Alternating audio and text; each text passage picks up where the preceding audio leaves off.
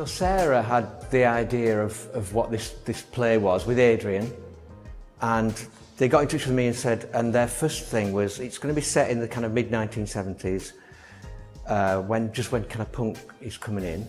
And what they said at first, what Adrian's first idea was that we would use music that already existed from the time.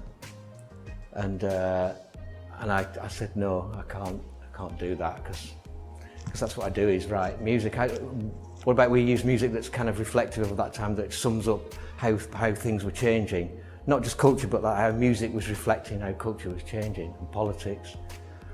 And so we thought, because it's going from counterculture and hippie and, you know, Pink Floyd and Black Sabbath, somehow into punk, where's the music that those two different kinds of people share? I don't know if this is making sense.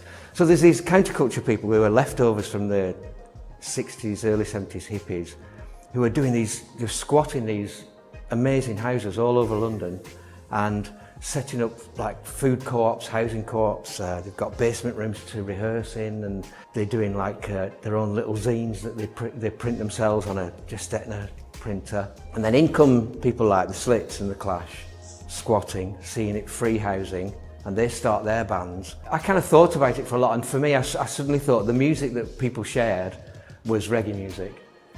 When I first started listening to John Peel as a kid, and he was playing reggae, and I had to try and, because I didn't know anything about that kind of music at all, I had to get my head around the fact that people like Johnny Rotten and Joe Strummer and people like that, they were all listening to reggae.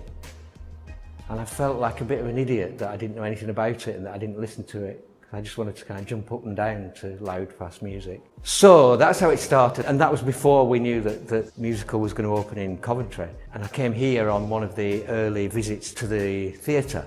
So I got here and I just thought, this is brilliant, because this is what this play is about. Even though it's not set in Coventry, it's about this space where people were full of ideas and sharing spaces and sharing music and all that sort of thing. Obviously, as part of City of Culture, we wanted to celebrate something that was very Coventry, and Two-Tone is inextricably linked with Coventry. Yeah. And it happened because basically Jerry Dammers was here.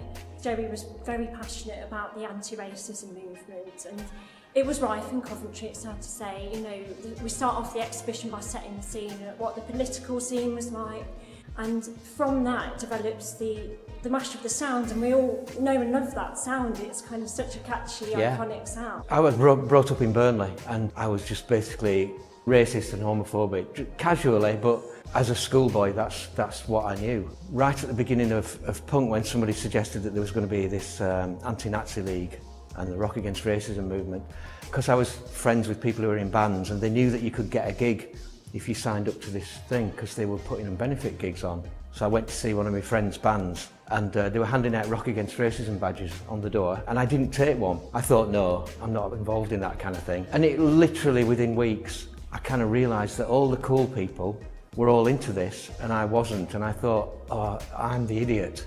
And it was really good, it made me grow up.